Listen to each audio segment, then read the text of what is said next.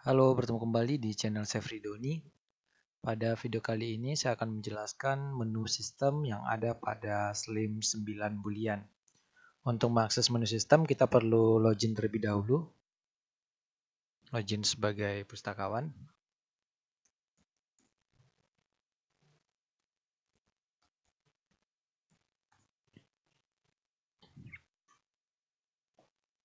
Oke. Biasanya yang saya lakukan setelah Slim diinstal, hal pertama yang saya konfigurasi itu adalah menu sistem terlebih dahulu, baru ke menu-menu yang lainnya. Oke, langsung saja klik menu sistem yang ada di atas.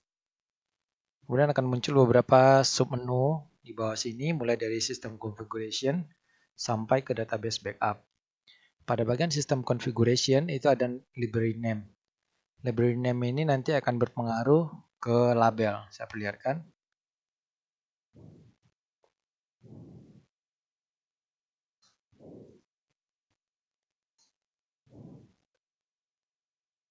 Oke. Nama perusahaan yang muncul di atas label ini diambilkan dari nama perusahaan yang ada di menu sistem. Oleh karena itu, nama perusahaan harus disesuaikan. Oke, kita sesuaikan di sini. Kemudian library subname ini pengaruhnya hanya ke opak saja. Tidak ada pengaruh ke bagian lain. Saya perlihatkan. Library subname tadi pengaruhnya hanya di sini saya nanti. Tapi tidak ada pengaruh ke bagian lain. Oke. Kemudian ini adalah default apps language atau bahasa defaultnya. Saya ganti ke Indonesia. Atau teman-teman menggunakan bahasa lain silakan. Kemudian di sini jumlah koleksi yang ditampilkan di sewaktu dilakukan pencarian di opak. Itu adalah jumlah koleksi yang tampil seandainya kita cari koleksi, ya, seperti ini. Jadi satu baris ini hanya ditampilkan 10 koleksi, sisanya akan ditampilkan pada halaman berikutnya. Kemudian show promote title at homepage ini adalah judul-judul yang dipromosikan seperti ini. Ini adalah judul yang dipromosikan. Kalau teman-teman mau itu bisa dicentang di sini. Kemudian quick return ini atau pengembalian kilat ini pengaruhnya adalah ke bagian menu sirkulasi. Di sini sirkulasi. Ya ini, quick return. Jika ini di-enable, maka menu ini akan ada. Tapi jika ini di-disable, maka menu yang ini nanti akan hilang. Ini berguna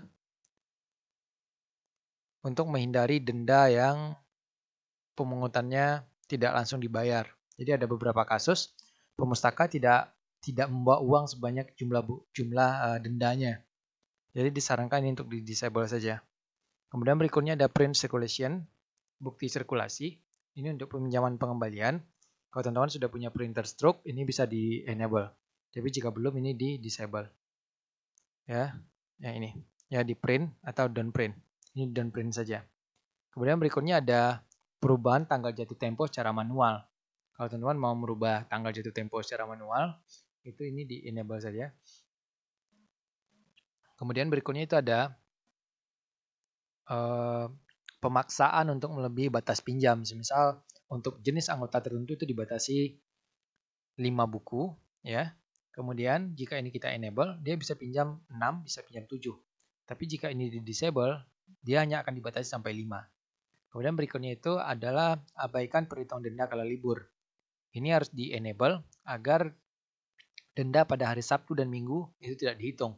Jika ini di-disable, maka denda pada hari-hari yang ditentukan itu nanti akan dihitung dengan sendirinya. Ini di-enable. Kemudian ada opak XML detail dan opak XML result. Ini yang saya ketahui itu fungsinya untuk interoperabilitas untuk pertukaran data XML ini. Kemudian di sini ada enable search spelling checker.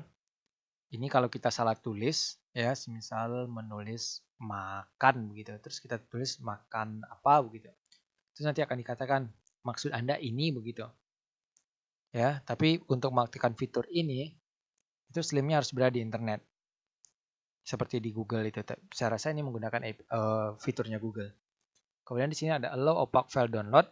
Ini file yang disisipkan di koleksi, nanti diizinkan atau tidak untuk download, di sini pengaturannya. Kemudian di bawahnya ada session login timeout atau waktu akun kita terbuka kalau tidak gerak selama 7.200 detik kalau tidak salah ini artinya, maka akan di logout secara otomatis. Kemudian di bawahnya ada encoding barcode. Jadi ada kode 39 dan kode 18 yang biasa digunakan itu adalah kode 128. Kemudian berikutnya ada visitor counter by IP. Jadi visitor counter by IP itu visitor counter hanya bisa dibuka dari IP yang sudah didefinisikan. Kalau ini kita definisikan dari 127.0.0. Kalau kita ini disable, maka bisa dibuka dari IP manapun. Tapi jika ini enable, hanya dari IP yang sudah ditentukan di bawah sini. Selain IP 127.0.0.1 itu tidak bisa buka. Ini tidak bisa buka visitor counter. Oke, berikutnya ada visitor limit by time. Jadi kalau ini di enable, setiap orang itu hanya bisa mengisi 1 kali data kunjungan berdasarkan waktu yang sudah ditentukan. Ini dalam menit. Artinya kalau ini dalam 60 menit, kalau dia scan lebih dari 1 kali, itu akan dihitung 1. Tapi setelah lewat 60 menit itu bisa dihitung 2 kalau di scan lagi. Ya, ini adalah sistem configuration-nya. Oke, saya simpan dulu. Dan ini akan berubah ke bahasa Indonesia. Oke. Berikutnya, di bawah pengaturan sistem atau sistem configuration tadi ada lingkungan sistem. Ya, ini lingkungan sistem menjelaskan mengenai perangkat keras dan perangkat lunak yang digunakan untuk menginstal Slim yang ini. Berikutnya ada pengaturan UCS. Pengaturan UCS ini dulunya harus dilakukan via source code, tapi sekarang sudah bisa dilakukan pakai interface seperti ini. Ini adalah Union Catalog Server. Kalau kita mau bergabung ke katalog bersama, settingnya cukup di sini saja. Oke, berikutnya itu ada tema. Jadi ada beberapa pilihan tema, ada default, ada Acacia DZ, dan Acacia Lightweight. Ini adalah template publiknya. Template publik itu adalah template yang tampil di depan seperti ini. Sedangkan template admin itu adalah template yang tampil setelah kita login. Ini pilihannya. Oke. Berikutnya itu ada konten. Konten ini adalah pengaruhnya ke sini. Konten, modul tersedia, modul pengembangan.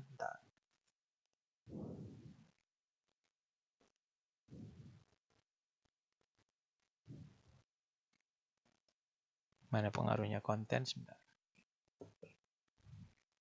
Ya. Ini bantuan.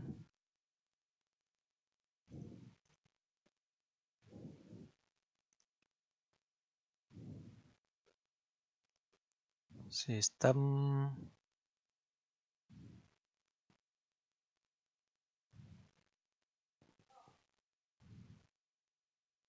Oke, ini adalah menu yang tampil di sini, konten ini. Kemudian indeks biblio. Indeks biblio itu adalah jika terjadi selisih antara data yang diinputkan di bibliografi dengan data yang kita cari di OPAC, itu bisa diulang indeksnya di sini.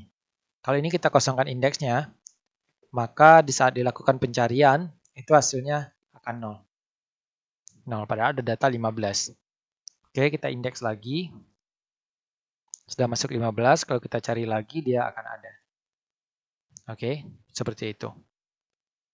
Kemudian modul. Modul itu adalah menu yang muncul di atas ini.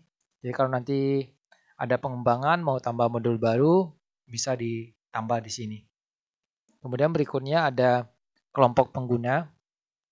Kelompok pengguna ini untuk mendefinisikan kelompok-kelompok pengguna sistem yang ada di perusahaan. Misal bagian pengolahan, bagian peminjaman, kemudian bagian keanggotaan. Itu ditambah dulu di sini, tambah kelompok baru. Buat namanya di sini dan tentukan haknya di sini. Kelompok pengguna ini hanya bisa akan menampilkan menu yang sesuai haknya saja. Misal kelompok pengolahan. Pengolahan hanya punya hak atas menu bibliografi seperti ini. Kemudian simpan. Nanti untuk sirkulasi ditambahkan lagi. Setelah kelompok pengguna ditentukan, baru kita tambahkan pustakawannya di pustakawan dan pengguna sistem. Tambahkan di sini. Buat nama pengguna. Kemudian kelompoknya di sini. Dan jangan lupa sandinya.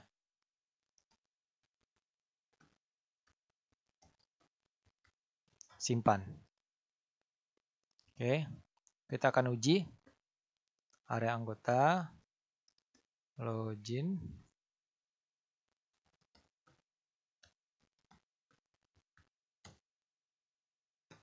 Ini, yang muncul hanya menu bibliografi, beranda, dan keluar. Itu saja, karena sudah diatur tadi di kelompok pengguna. Di sini, kelompok pengguna. Oke. Di bawahnya ada pengaturan pemintas. Pengaturan pemintas itu adalah pengaturan yang tampil sewaktu kita di beranda. Berikutnya ada setelan hari libur. Ini untuk mengatur hari apa yang kita libur supaya denda tidak dihitung. Kalau mau libur pada Sabtu dan Minggu, ini disimpan. Untuk hari libur khusus ditambahkan di sini.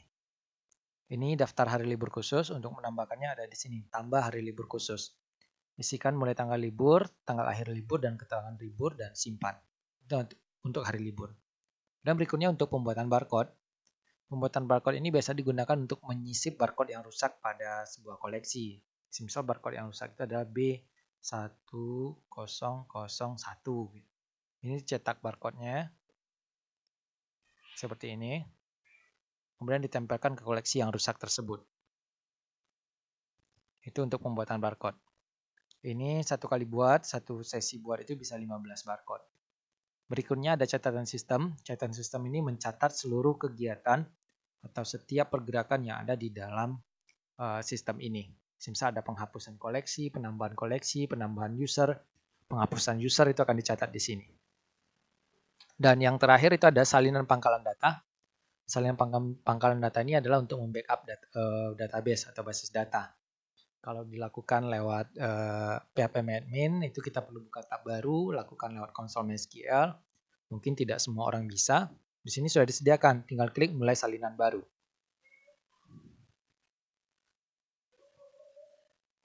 Ini dia. Hasil backup ini disarankan untuk di-copy ke media yang lain. Jadi jika sewaktu-waktu nanti komputernya rusak atau hilang, itu tinggal di-restore data backup ini. Disarankan untuk di-backup setiap sore. Sebenarnya ini tidak harus dilakukan secara manual, ada cara yang bisa membuat dia menjadi otomatis. Nanti kalau ada kesempatan saya bahas di video sebelumnya, tapi yang pasti membuat salinan pangkalan data itu perlu untuk berjaga-jaga. Oke. Sekian penjelasan di menu sistem. Dan silakan dicoba dan sampai bertemu pada video selanjutnya.